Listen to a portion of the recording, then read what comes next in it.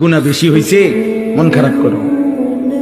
গুনাহ অনেক বেশি বাবা, বান্দা মন খারাপ করো না। আমি আছি না, আমার কাছে আইসো, গুনাহ যেই পরিমাণ হোক আমার থেকে হতাশ হইও না, আমি সব মাফ করে দেব।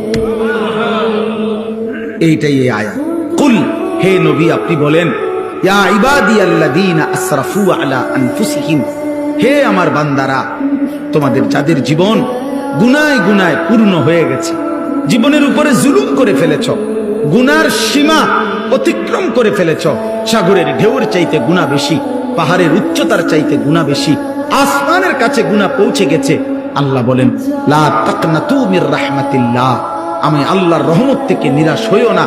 ইন্নাল্লাহা ইয়াগফিরুয যুনুবা জামিআ, নিশ্চয়ই তোমার আল্লাহ সব গুনাহ মাফ করে দিবে। ইন্নাহু হুয়াল গফুরুর রহিম, নিশ্চয়ই আল্লাহ ক্ষমাশীল দয়াবান।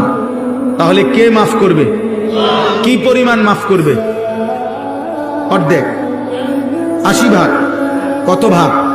100 ভাগ, সব মাফ। আল্লাহ বলছে বান্দা সব মাফ করে দেব, সব।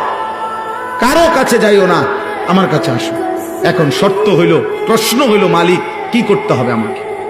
যদি মাফ নিতে হয় আমার করণীয় কি? তো আল্লাহ বলেন 3টা কাজ। কয়টা?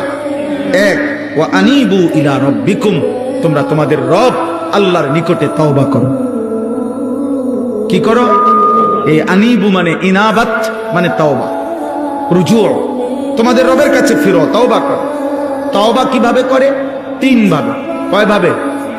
1, আপনি এই 3 জিনিস একসাথে করলে তওবা হয়। মনে রাখবেন, 1 নাম্বার কলিজা দিয়া, দিল থেকে। মনে রাখবেন আপনার কলিজার শেষ অংশটাও দিলের শেষ শব্দ আল্লাহ শুনে, তাহলে অন্তর দিয়ে আপনাকে প্রথম বলতে হবে, আল্লাহ আমি সমস্ত গুনাহ ছেড়ে দিলাম। 2, আর করব না, ওয়াদা দিলাম। 3, আমি লজ্জিত মাওলা, আমি মাফ চাইলাম। আল্লাহ বলে, যদি 100 দিল থেকে বাস্তবিক অর্থে গুনাহ ছেড়ে দিয়ে আর করবা না, ওয়াদা দিয়ে মাফ চাইতে পারো, আমি আল্লাহ ওয়াদা দিলাম সব মাফ করে দিলাম। অতএব আমাদের অন্তরের হালাত আল্লাহ জানে কিনা? বলেন না, জানে কিনা?